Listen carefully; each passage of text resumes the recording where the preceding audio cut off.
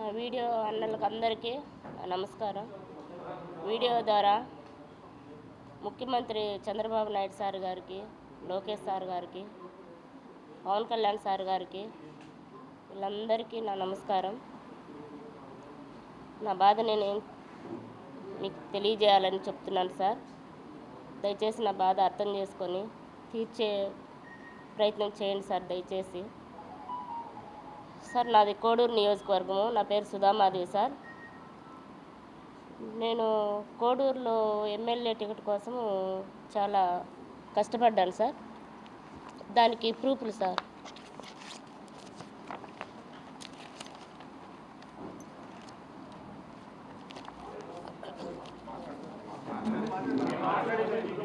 దానికి ప్రూఫ్లు సార్.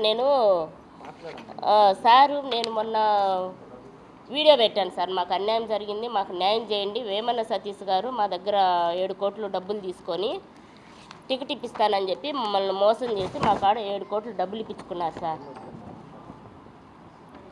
దానికి ప్రూఫ్లు మీ కాడ ఏమున్నాయి? అందరూ ఎవరైనా ఇప్పించుకుంటారు సెలబ్రిటీ. ఇది ఎవరు సార్? మా ఇంటాయన సార్. ఇక్కడ వచ్చి మా ఇంటాయన సార్. మా ఇంటాయన పక్కన కూర్చోండేది సతీష్ గారు సార్. ఆ సార్ పక్కన కూర్చోండేది చూడండి సార్, అందరికీ తెలుసు, ఎంపీ గరికపాటి రామకృష్ణ సార్ గారు. చూడండి సార్, మేము ప్రూఫ్లు లేనిది అనవసరంగా ఏది మాట్లాడం సార్. మమ్మల్ని నమ్మించి మోసం చేసి ప్రతి ఒక్కటి మమ్మల్ని ఇక్కడంతా తిప్పి ఈ సార్ గారు వచ్చి చంద్రబాబు నాయుడు సార్ గారికి ఎస్కర్ట్ పియోన్ సంథింగ్. చూడండి సార్, మధు సార్. మాకు తెలుసా సార్ వీళ్ళు? చూడండి సార్, మమ్మల్ని ఎంతగా మోసం చేసినారో మీరే చూడండి సార్. మీరే చూసే మాకు న్యాయం చేయండి సార్.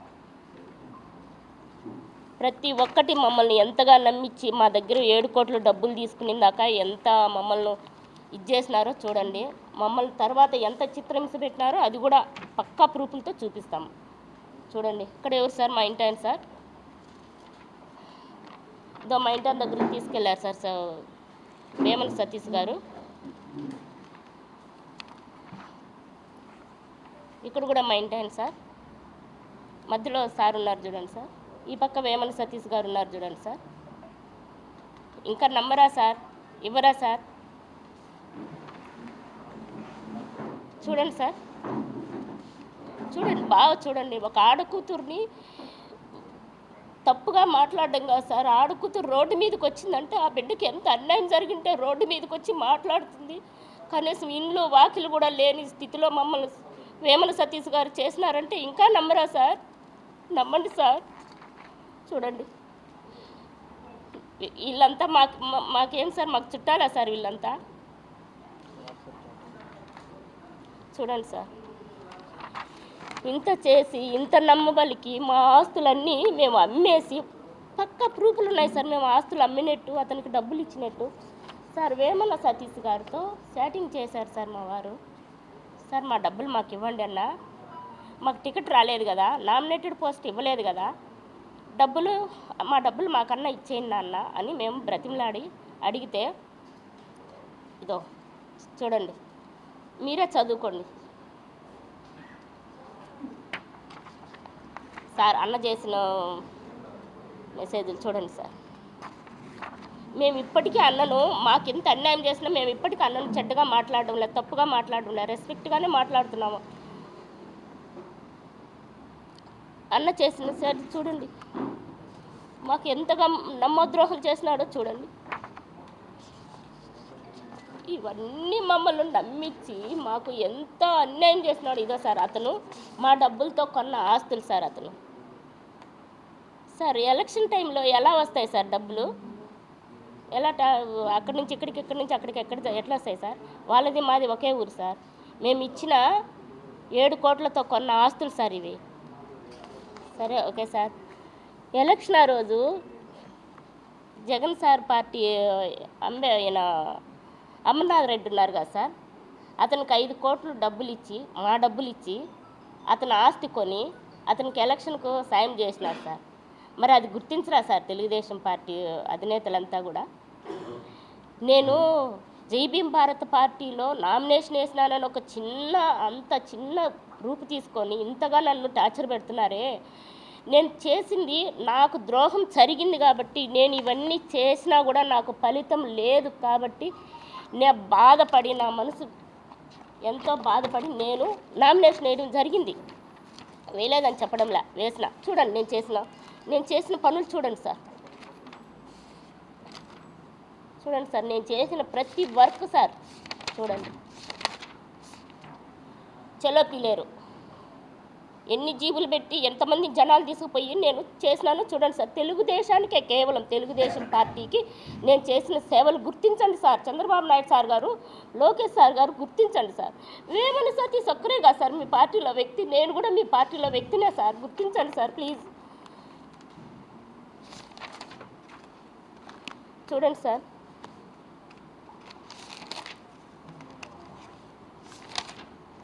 ప్రతి ఒక్క మన తెలుగుదేశం పార్టీలో ఉన్న, కోడూరులో ఉన్న ప్రతి ఒక్క నాయకులు గారిని కలిసినాను నేను చేసిన ప్రోగ్రాంలన్నీ కూడా సార్కు చెప్పి. రూపానందరెడ్డి గారిని కలిసినాం చూడండి, వాళ్ళ మిస్సెస్ని కలిసినాం చూడండి. నేను తెలుగుదేశం పార్టీ నేతను కాదు, నేను ఏదో అపోహ చేస్తున్నానని ఎందుకు సార్ బ్యాడ్ కామెంట్లు అన్నీ పెడతాను. ఇదండి సార్, నేను సార్ గారు జైల్లో ఉన్నప్పుడు నిరాహార దీక్ష చేసిన ఇదండి సార్. నేను చూడండి సార్, దగ్గరగా చూడండి. నేనే సార్. ఉదయం వచ్చి సాయంత్రం దాకా కూర్చొని సాయంత్రం నిమ్మరసం తాగి పోతున్నాను సార్. నేను మా ఊరి నుంచి జనాలు తీసుకుపోయి గుర్తించండి సార్ నన్ను, నేను చేసిన సేవను సార్. కొంచెమన్నా కూడా నాకు సాయం చేయండి సార్, న్యాయం చేయండి సార్. వేమన సతీష్ గారు ఒక్కరే కాదు సార్, మేమంతా కలిసికట్టుగా మీకు సేవ చేస్తే, కృషి చేస్తే మీరు గెలిచినారు సార్. చూడండి సార్ మా త్యాగము. ఇవ్వండి సార్, ఇవ్వండి. నేను చేసిన బాబు షూరిటీ, భవిష్యత్తు గ్యారెంటీ. ఒకటి కాదు సార్, ఒక్కటైతే ఏదో ఒకరోజు పోయి చూసి చేసింది అనుకుంటారు. చూడండి సార్, ప్రతిరోజు సార్, ఒకరోజు కాదు, ఎన్ని ఊర్లు తిరిగినానో. అడవిలో ఎస్టీ కాలనీ కూడా తిరిగి, కొండ కింద ఉన్న ఊర్లకు కూడా తిరిగి. అప్పుడు వర్షాలు సార్, నీళ్ళు వచ్చింటాయి అప్పుడు కూడా సార్ ఎస్టీ కాలనీ మొత్తం తిరిగి. శివరాత్రి సార్, శివరాత్రి రోజు మా ఊర్లో శివాలయం ఉంది సార్, తూరుబల్ల దగ్గర. అక్కడ మొత్తం జనాలు వచ్చితే వాళ్ళందరికీ సార్ గురించి, సార్ పడిన బాధ చెప్పి వీళ్ళందరికీ ఓటేయండి, మన తెలుగుదేశం సార్ గారికి, చంద్రబాబు నాయుడు సార్కి ఓటేయండి అని ప్రతి ఒక్కరికి చెప్పినాను సార్. ఇక్కడ ఒక ఊరోళ్ళు కాదు సార్, అందరూ వస్తారు అక్కడికి. ఇవన్నీ కూడా సార్ నేను చేసినవి సార్. ఇవన్నీ నిజాలు సార్. ఇంకొక విషయం కూడా చెప్తున్నాను సార్, నేను జై భీమ్ పార్టీ తరపున నామినేషన్ వేయడం నిజం. అది ఎందుకు వేసినానంటే 7 కోట్లు అతను తీసేసుకున్నాడు సార్. మళ్ళీ నా దగ్గర బ్యాంక్ బ్యాలెన్స్ ఎలా వస్తుంది సార్? ఉన్న డబ్బులు మొత్తం అతను తీసుకుంటే నామినేషన్ వేసే టయానికి నాతో మళ్ళీ డబ్బులు ఎట్లా వస్తాయి, ఆస్తులు ఎట్లా వస్తాయి? ఏం మాట్లాడతారన్నా మీరు? అన్న, మీ ఇంట్లో జరిగిన ఆడబిడ్డకు ఏ అన్యాయం జరిగితే ఎలా ఫీల్ అవుతారు అలా ఫీల్ అవ్వండి అన్న. నేను శ్రావణ్ సార్ కాడి దగ్గరికి పోయి ఆయన దగ్గర మాట్లాడడం ఒక్కటే తప్పైతే, సరే మీరు ఎక్కడున్నారో చెప్పండి, మీ దగ్గరికి వస్తే మీరే న్యాయం చేయండి. నాకు తీసుకున్న డబ్బులు నాకు ఇచ్చేయండి. నా బిడ్డలకు నేను అన్యాయం చేయలేను కదా. ఏదో పార్టీ నమ్ముకొని చేసిన, నేను చంద్రబాబు నాయుడు గారికి చేరిందని నేను అనుకోవడంలే. వేమన సతీష్ గారే మా డబ్బులు తీసుకొని ఆస్తులంతా కొన్నారని మేము అనుకున్నాం. సార్కు, చంద్రబాబు నాయుడు సార్కి తెలిస్తే నాకు న్యాయం చేస్తారని నేను ఇప్పటికీ నమ్ముతున్నాను. కానీ సార్కు తెలిసిందని నేను అనుకోను. వేమన సతీష్ గారు నా డబ్బులు తీసుకున్నారు 7 కోట్లు. దాంట్లో 43 లక్షలు మాకు చెక్ ఇచ్చారు. కొదవ డబ్బులు మాకు ఇవ్వాలా. వేమన సతీష్ గారు కొదవ డబ్బులు 6 కోట్ల చిల్లర మాకు ఇవ్వాలా. దయచేసి ఆ డబ్బులు ఇప్పింది సార్. అతని కాడ నుంచి మాకు ప్రాణరక్షణ చేయండి సార్. ఇంకోటి, జై భీమ్ పార్టీ నేను అది నామినేషన్ వేస్తే ఒక్కటే వేసినాను సార్. ఒక్క నామినేషన్ పేపరే వేశాను సార్. 3 వేయాలి సార్. నేను ఎందుకు వేసాను సార్ అంటే, దీని మీద కోపంతో పోయి వేసిన, మళ్ళీ నా మనసు చంపుకున్నా. సార్ని ఎట్టయినా సరే గెలిపించుకోవాలా, 3 వేయకూడదు, నేను తెలుగుదేశానికి అన్యాయం చేయకూడదు అనే ఉద్దేశంతో ఒక్కటి వేసి డ్రాప్ అయిపోయినా. అది కూడా ఇదైపోయింది. నేను అప్పటి నుంచి కోడూరులో ఉన్న సార్ వాళ్ళను కలిసిన, అమ్మ మనం తెలుగుదేశాన్ని గెలిపించుకోవాలా, అందరం కృషి చేసి తెలుగుదేశాన్ని గెలిపించుకుందామమ్మా అని చెప్పి చెంగళరాయుడు సార్ కానీ, విశ్వనాథనాయుడు సార్ కానీ, రూపానందరెడ్డి సార్ కానీ అందరూ చెప్పినారు, తప్పకుండా ఈసారి మనం చంద్రబాబు నాయుడు సార్ని గెలిపించుకోవాలమ్మా, మీరంతా కష్టపడి గెలిపించాలమన్నారు. సరే అని చెప్పి మేమందరం కష్టపడి గెలిపించినాం సార్. నాకు న్యాయం చేయండి సార్. మాకు జరిగిన అన్యాయము ప్రతి ఒక్కరికి సార్. మాకు జరిగిన నుంచి 1.5 సంవత్సరం కాదు సార్ మాకు అన్యాయం జరిగింది. ఆ 1.5 సంవత్సరం నుంచి సార్ మేము తిరగని తెలుగుదేశం పార్టీ లేదు సార్. అవి ఉన్నాయి చూడండి సార్, ఇవి ఫొటోస్ ఆయన లోకేష్ సార్ గారి ఫోటోలు ఉన్నాయి. మేము తిరగని లేదు సార్. తెలుగుదేశం పార్టీకి తిరిగినాం సార్. తెలుగుదేశం పార్టీకి తిరిగి మొత్తము అందరికీ చెప్పినాం సార్. మా బాధ అందరికీ చెప్పినాం సార్. రాజేంద్ర ప్రసాద్ సార్ గారికి చెప్పినాము సార్. కోడూరు నియోజకవర్గం సార్. కోడూరు నియోజకవర్గంలో ఎమ్మెల్యే సీట్ ఇప్పిస్తానని చెప్పి ఆయనది కాదు సార్ సీట్, అది మాది దళితులది సార్ సీట్. అది ఎమ్మెల్యే టికెట్ ఎస్సీలది. నేను వచ్చి ఆయన ఎమ్మెల్యే కాదు సార్, నాకు అందరూ తెలుసు. ఇదో సార్ అతను నాకు అందరూ తెలుసు. నేను మీకు టికెట్ ఇప్పిస్తాను, ఇదో అందరి కాడికి మా ఆయన్ని తీసుకొని పోయి తిప్పి నమ్మబలికినారు.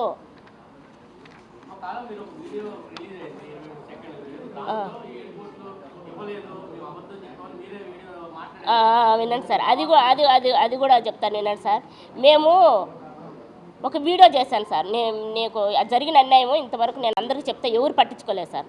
లాస్ట్గా మేము రాజంపేటలో ఉన్న తెలుగుదేశం పార్టీ జగన్మోహన్ రాజు సార్ దగ్గరికి పోయినాం సార్. పోయి జగన్మోహన్ సార్ గారికి చెప్పినాం సార్ మా బాధ అంతా.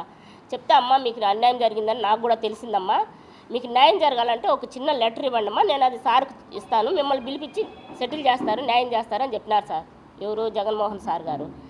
సరే అని చెప్పి మేము అక్కడి నుంచి సార్కి చెప్పి సార్తో భంగపడుకొని చెప్పుకొని మేము దిగి వస్తూ ఉంటే అప్పుడు అక్కడ ఉన్న వాళ్ళ అన్నోళ్ళు, నాకు సరిగ్గా తెలియదు, ఆ అన్నోళ్ళు వండుకొని ఏం మాట్లాడినారు, ఏం చెప్పినారు సార్ అంటే, ఇట్లా ఒక లెటర్ ఇమ్మన్నారన్నా అని చెప్పిన. అమ్మ లెటర్ అయితే చదువుతారో టైం ఉండదో ఒక చిన్న వీడియో చేసి పంపిండమ్మా అని చెప్పినారు సార్. సరే అని చెప్పి నేను ఇంట్లో కూర్చొని ఒక చిన్న వీడియో సార్ మాకు అన్యాయం జరిగింది సార్ అని చెప్పి నేను చేసి తెలుగుదేశం రాజంపేటలో ఉన్న తెలుగుదేశం పార్టీకి పంపించినాను సార్. అది పంపించిన తర్వాత మరి అది సతీష్ గారికి చేరిందో మరి ఎట్లా చేరిందో తెలియదు, కానీ అప్పటి నుంచి మాకు టార్చర్ మొదలైంది సార్. పోలీసు వాళ్ళు ఫోన్ చేసి మీరు వేమన సతీష్ గారికి 7 కోట్లు ఇచ్చినామని చెప్తారా, మీరు పోలీస్ స్టేషన్కి రండి మాట్లాడాలని మమ్మల్ని బెదిరింపు కాల్సి వచ్చినాయి సార్. అప్పుడు మేము సరే అని చంద్రబాబు నాయుడు సార్ చెప్పుకుందామని చెప్పి మేము విజయవాడకు వచ్చాం సార్. విజయవాడకు వచ్చి చంద్రబాబు నాయుడు సార్ పార్టీకి రాత్రి అక్కడ ఉండి పొద్దున్నే సార్ ఆఫీస్కి పోతూ ఉంటే మధ్యదారిలో మా ఫోను ట్రాప్ చేసి మధ్యదారిలో మమ్మల్ని అటాక్ చేసి నేను నా కొడుకు నా మనవడు నలుగురం ఉన్నాం సార్. మా ఇంటి ఆయన నలుగురం మా కారులో ఉన్నాం సార్. మా ముందు కారు రానిచ్చి మమ్మల్ని అంతా తీసుకెళ్ళి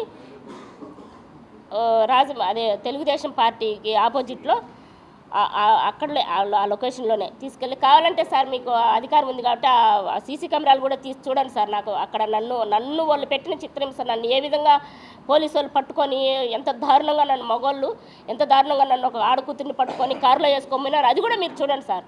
బయటికి తీయద్దులేండి సార్, మీరు సీక్రెట్గా చూడండి సార్. చంద్రబాబు నాయుడు సార్ గారికి చెప్తున్నాను. మమ్మల్ని ఆ విధంగా పట్టుకొని మమ్మల్ని బంధించేసి నన్ను నా కారులో మా ఇంటి ఆయన వాళ్ళ కారులో ఎక్కించుకొని నా బిడ్డలు ఎట్టపోయినారో తెలియదు. మేము అడిగితే మీ పిల్లలు ఉన్నారులే, ఫోన్ చేపిస్తాం.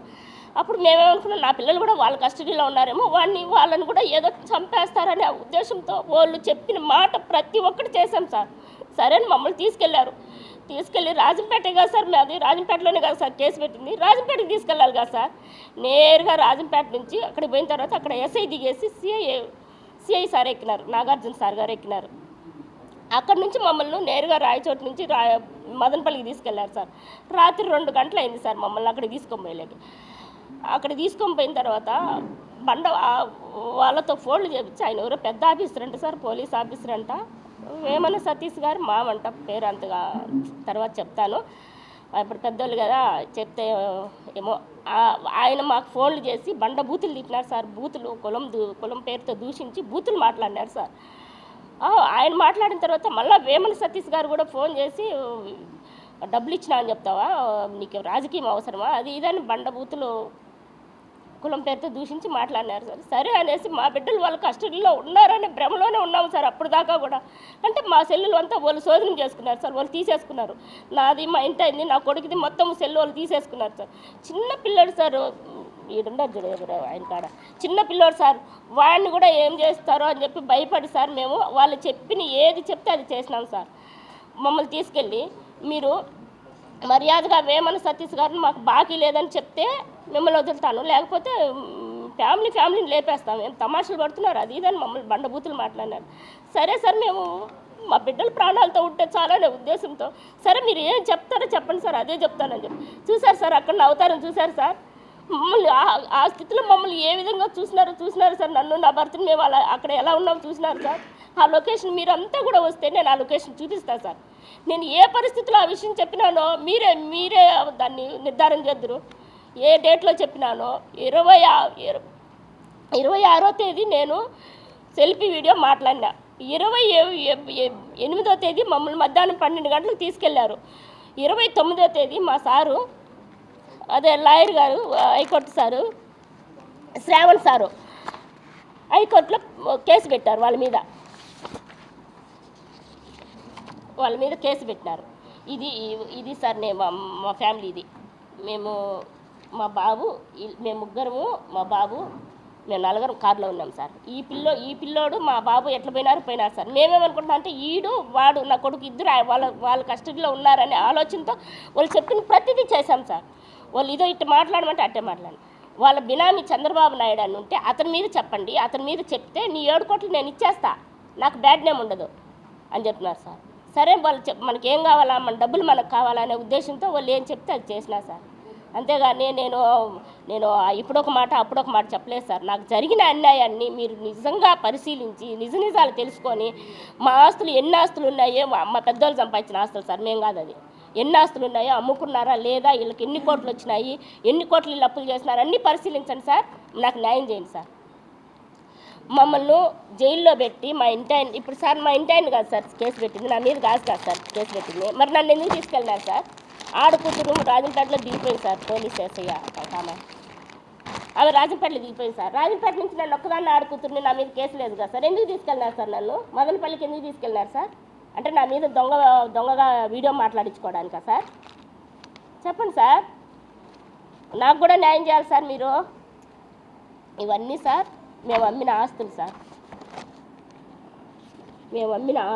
మేము తీసుకున్న అప్పులు ఇవన్నీ సార్.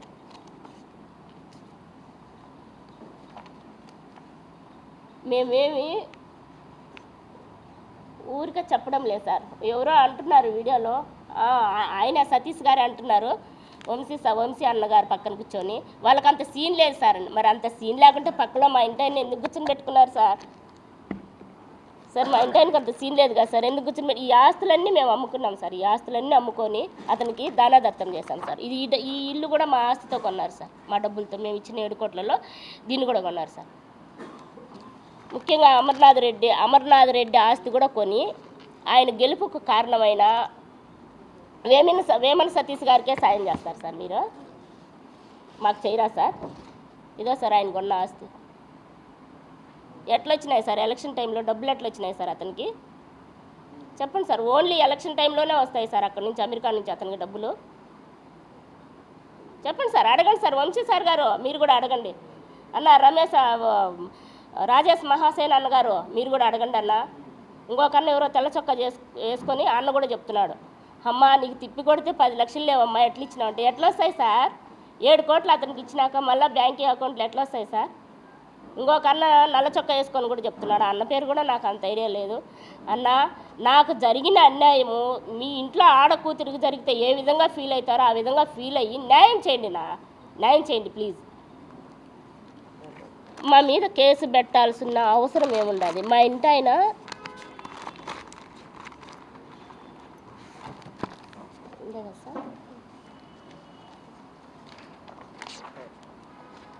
మా మీద కేసు పెట్టాల్సిన అవసరం ఉండదు సార్. మా డబ్బులు తీసుకునేది అతను, మమ్మల్ని బెదిరించినది అతను, మమ్మల్ని రౌడీలను పెడతాడో మరి పోలీసు వాళ్ళు పెడతారో కిడ్నాప్ చేస్తున్నది అతను. మా బిడ్డలను పోలీసు వాళ్ళ కాడికి పోయి నా బిడ్డలను ఫోన్లు చేసి నా బిడ్డలను బెదిరిస్తున్నది వాళ్ళు.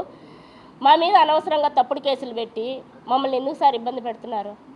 అంటే డబ్బులు అడగడమే మేము చేసిన తప్ప సార్? మా డబ్బులే సార్ అవి, మా డబ్బులు మాకు ఇచ్చేయండి సార్. మేము ఇంక ఏమి మీ జోలికే రాము, అసలు రాజకీయానికే రాము సార్. బుద్ధి వచ్చింది సార్.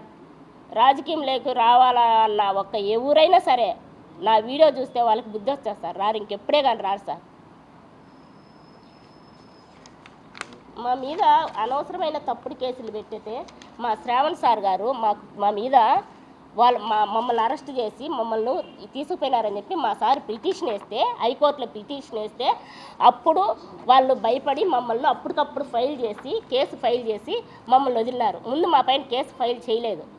మమ్మల్ని తీసుకుపోయిన తర్వాత మా పైన కేసు ఫైల్ చేయకుండానే మమ్మల్ని కిడ్నాప్ చేసి తీసుకుపోయి సార్ కానీ జోక్యం చేసుకోమంటే మమ్మల్ని అక్కడే చంపేసింది సార్. ఫ్యామిలీని మొత్తాన్ని లేపేస్తానని ముందే బెదిరించినారు కదా సార్, చంపేసింది సార్. మా సార్ హైకోర్టులో వాళ్ళ పైన కేసు వేసేసరికి, సిఐ పైన కేసు వేసేసరికి మమ్మల్ని ప్రాణాలతో వదిలినారు సార్. లేకపోతే మా పరిస్థితి ఎలా ఉండిండో దేవుడికే తెలుసు సార్. అంటే అంతా అయిపోయినాక, చచ్చిపోయినాక ఈ భవిష్యనానికి ఎరిసి నేను ఇంత వీడియో చేసి ఇంత కష్టపడి నా బాధ అంతా చెప్పుకుంటుంటే ఒక్కొక్కరు మాట్లాడుతుంటే సార్ చనిపోవాలనిపిస్తుంది సార్. ఆస్తులు పోగొట్టుకొని ఊరు తిరిగి తెలుగుదేశాన్ని గెలిపించుకొని ఈరోజు మళ్ళీ నేను వీడియో నాకు అన్యాయం జరిగింది అన్నలారా నాకు సాయం చేయండి అని ప్రతి ఒక్కరిని అడిగితే ఏదో శ్రావణ్ సార్ని ఒకరిని వెనకబెట్టుకున్నానని. మీ పార్టీలు సార్, మీకు పార్టీలు ఎన్నైనా ఉండండి సార్, ఉండండి సార్. జైభీం పార్టీ ఉండండి, తెలుగుదేశం ఉండండి, జగన్ పార్టీ ఉండండి, జనసేన ఏ పార్టీ అన్నా ఉండండి సార్. ఆడబిడ్డను సార్ నేను, నాకు న్యాయం చేయండి సార్, న్యాయం చేయండి. ఆయనకు వేమన సతీష్ అన్నకు కూడా ఇదే విధంగా భంగపడి కాళ్ళు పట్టుకొని కూడా భంగపడినాం అన్నని. నేను నా కొడుకు పోయి కూడా భంగపడినాం. వాళ్ళ ఇంట్లో వీడియోలు చూడండి సార్, మా డబ్బులు తీసుకుపోయి వాళ్ళ ఇంట్లో పెట్టుకునే వీడియోలు చూడండి సార్. నేను నా కొడుకు పోయి డబ్బులు అడిగినాం, వాళ్ళ ఇంట్లో వీడియోలు చూడండి సార్. వీడియోలు చూడు.